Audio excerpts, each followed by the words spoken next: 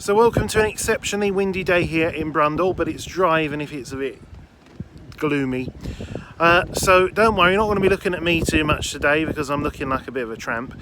But the reason why I'm doing this video is because I wanted to update people on what's been happening since I passed my test, driving test, a month and a day ago.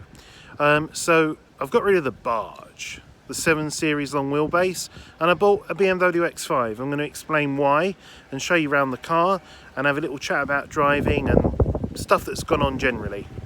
So here we are. I thought I'd start off in the car because it is particularly windy and cold outside. I hope you're okay with just looking at random stuff and not my face and stuff as we go over the things. I'm not going to be, this is this button, this does this, blah, blah. No, I'm just going to go generally over stuff. So it's a 2013 model. It's an F15. It's the first year of the F15 model, which run from 2013 to 2018. It's just been superseded by the 2019 model.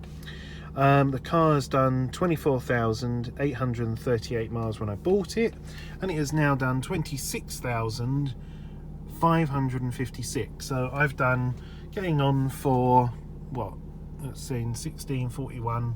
I'm not sure if that was precise when I reset the odometer when I got the car, but I haven't touched that since I reset it basically.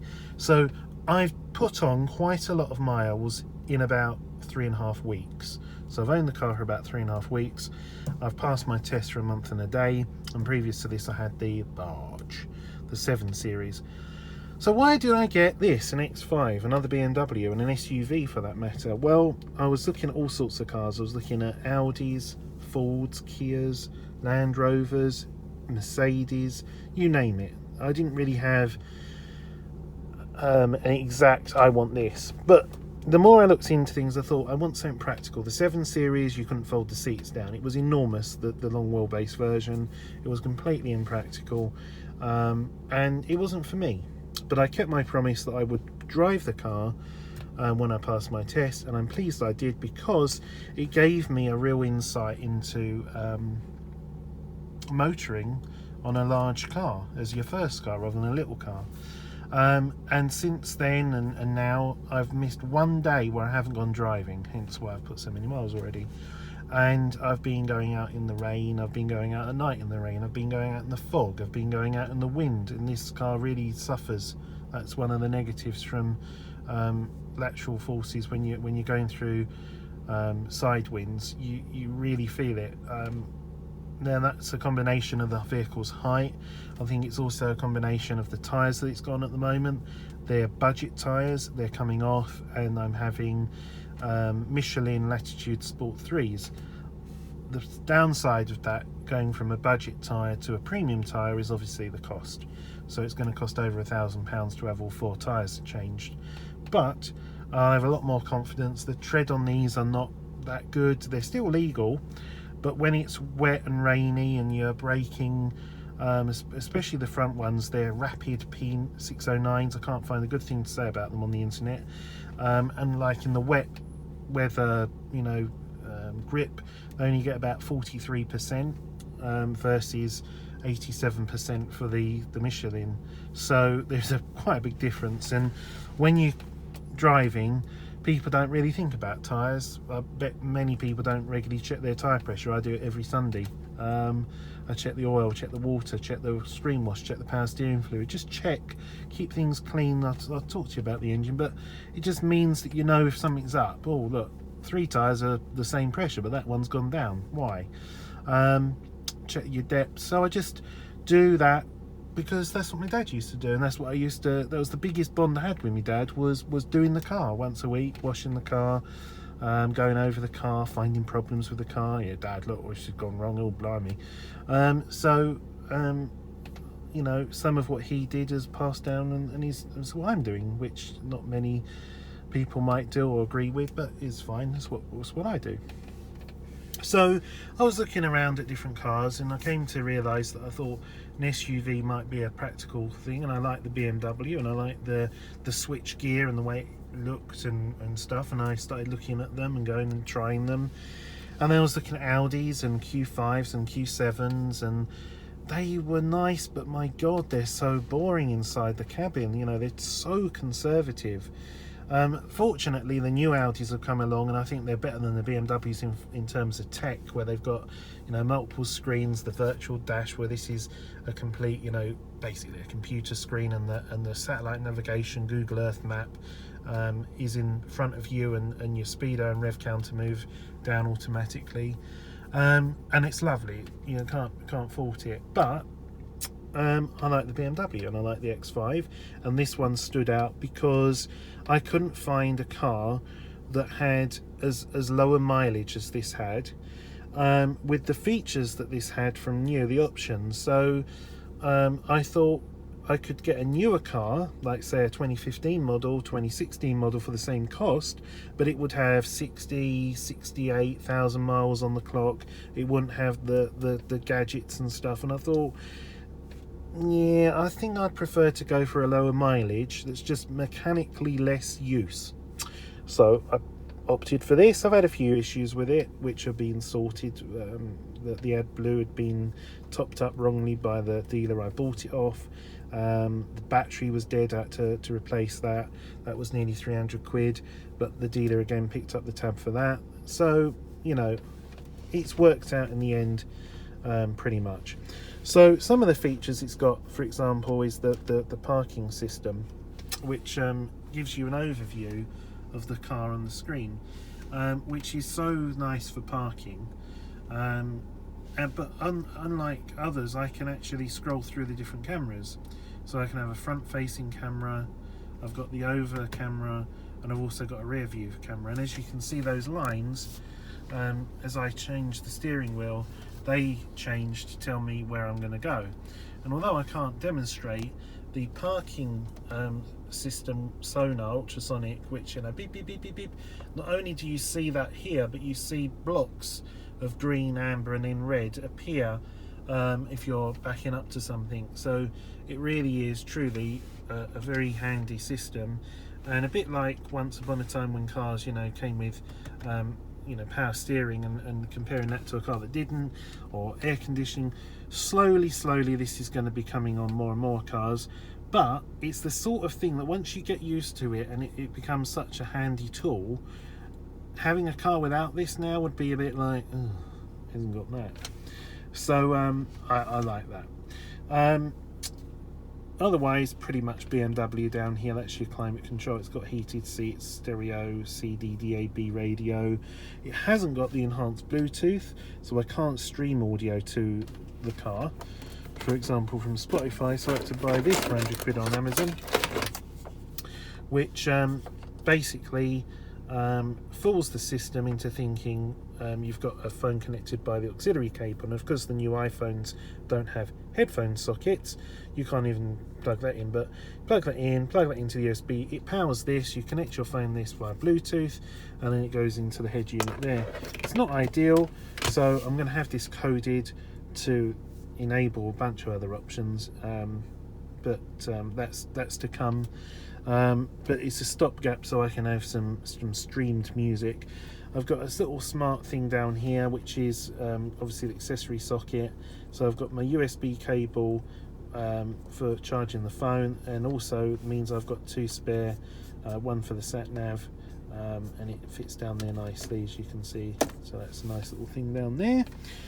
You've got your electronic handbrake, auto hold. The stupid thing about this car, though, unlike VW, Audi, is when you enable auto hold and it stops you, you know, at the traffic lights, for example, or roundabout in traffic, take your foot off the brake, the car is held, especially useful on a hill. It keeps the brake lights on, so you just blind those people behind. But then most people in traffic, they keep their foot on the brake lights, and they have no sort of, you know, idea that, especially on a rainy, dark night when it's all, you know, the water's on the screen and you've got these high intensity LED brake lights blinding you. I just basically think it's a bit silly, and I just use the handbrake as normal, so I don't blind the people behind me. So there we are. It's got the flappy paddles, which are fun for about 5 minutes, and then you get bored with them. It's got very clever headlights that move and adapt, and high beam that will stay higher even when cars are coming towards you. It will shift the light across the road and down, but keep the high beam on. And then as the car goes past you, it will shift up and back on. Although it does get a bit confused from road signs if they're new and they're highly reflective. But that's very clever. It's got brilliant feature, speed limiter, and cruise control. The speed limiter is you press that and you can say I'm going to put a limit in of 30 miles an hour, and because the speedo underreads by about 3 miles an hour, whatever that is, you know you're safe. You're not going to be done by a speed gun or a Gatso camera or something, and you can't go over the speed limit. Doesn't matter what you do with the accelerator, you're limited to whatever you've set it at.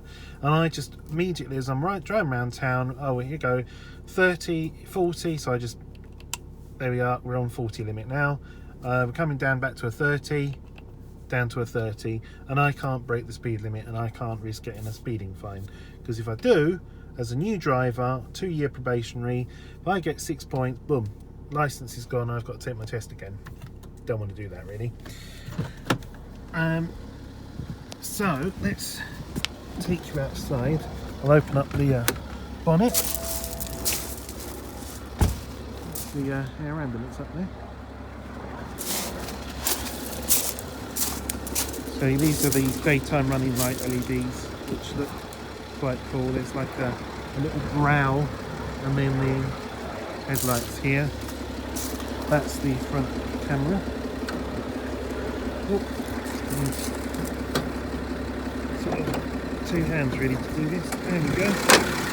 So it's a 3-litre diesel. It's the same, obviously, as the long wheelbase 7 Series that I own, but it produces more power. It's got twin turbos. The M50 Sport has got 3 turbos. This produces 288 brake horsepower. The car weighs 2.4 tonnes, but will accelerate to 60 in about 7 seconds. So for a 2-tonne car, it's quite the sporty car. It's handy to have getting away from roundabouts and so on.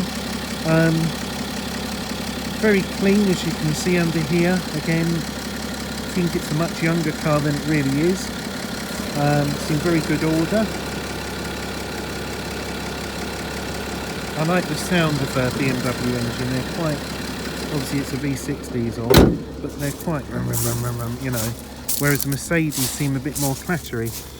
The other change I did was having the 5% tint, which adds for looks as well as security, because if you come and look inside, you can't see inside. So if you leave something on the back seat like a coat or something, it's not straight away obvious that, aha, there's something on the back seat. Also, although it's darker inside than the normal standard tint, it's not too awful, and you've got this lovely blue accent ambient lighting, as you can see around here. And again, the cream leather, beautiful condition. The only problem is you are constantly cleaning it, especially I wear a lot of denim. It gets the blue rub off on it. Come around to the back of the cars. Again, the tint follows here. You can't see in at all. It's got the electric tailgate, and I haven't got a load cover. So that is also a handy thing about having the dark tint. You can't see in the boot. I've been trying to get one of these for a reasonable figure. I thought I'd found one good for 90 quid at Breaker's Yard, but it didn't fit, even though it was an F15 model. So it's put me off just randomly buying them online on eBay. They're about 169, 189, which is a hell of a lot cheaper than a BMW OEM part, but there we are. Anyway, that's something to get in due time. I've got a rubber load cover. Some of the X5s have 7 seats that fold out here, which are really only useful for kids. This hasn't, so I've got masses of room under there because I haven't got a spare tyre. And I haven't got run flats at the moment, so that's a bit of an if I have a puncture. But what happens when you get a puncture, right? I'm not the type of guy that's going to be, oh, I'll just change the wheel by the side of the road. I'm going to be like, okay, call up the breakdown people and sort it out and do the dirty work.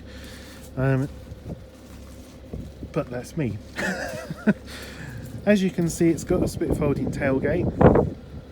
and I will have that spray stuff that you squirt in the tyre, but I'm of the view if you have a puncture and you put that in, replace the tyre. But touch wood, nothing's happened yet, so hopefully I'll survive until tomorrow when I get the new ones. Let's stop talking about tyres. You can sit on this. It's a bit like a Range Rover. On the 2019 model, this is now electric because that's too much for people apparently, but it's really nice the way that works, and for sliding things in and out of the car. And then of course you just touch the button here and the tailgate closes for you. It's an SE model, but it has things that the SE model doesn't usually have. Now you can spot SE models because they have the tailpipes like this. The M Sport model has like a trim piece here, and you can't see the pipe of the exhaust, which I don't think is as good. And the M Sport models have painted trim pieces here, not plastic. But the SE model doesn't usually come with this running board here, and it doesn't usually have this size of wheel with that particular alloy. It doesn't normally have that camera system that you can adjust all the different cameras, so it's got a few extras that normally this model hasn't got, that the original or BMW sort of spec'd a little bit. I think it looks nicer because of these intakes here, for example, that actually do something, as you can see, whereas the M Sport model has those just with a honeycomb plastic, but it's not got holes going through it. It's literally just pieces of plastic. The only thing is it hasn't got LED indicators on the front, but it does on the back, and the fog lights are halogen, so when you have them on they're not white. And I want to change those to LEDs and change the halogen fog lights to LEDs, because when you turn the wheels these light up to help you see round the corners. So the headlights swivel, but these cornering lights, they're called, and they come on when you reverse as well, and they help spread light around and also help for lighting up for your forward facing camera. But they're just a bit yellowy because they're halogen, and it would be nice to have them that crystal white of the LED. So tiny little mods that I'm doing, but we've done an awful lot of driving. Came up in the early hours of this morning, we went down to London for 2 nights, ended up in Heathrow in a hotel, as you do, to visit Windsor and Maidenhead, and then we came back, left Heathrow about 2:30 in the morning, M25, M4, no, that's M4, M25, M11, A11, A47, and yeah, so it was a lovely late night cruise with hardly anybody about, which is becoming my new obsession now, to just sort of get up and go for a drive at 3 in the morning when the roads are absolutely devoid of other people, especially up in these parts. Even in London it's nice and quiet. So yeah, North Circular Hanger Lane at 3 in the morning is a lot nicer than at 6 in the evening, trust me. I've done both, I know which one I prefer. But there we go, that was just basically an update of the car and my experiences and what I've been doing since I passed the test. And I will be changing, getting ready and going into Norwich in a bit to finalise some prezzies for Christmas, because I'm terrible with stuff, I just don't get it done in time. But there you go, that is the Rascals Mobile, aka Colin.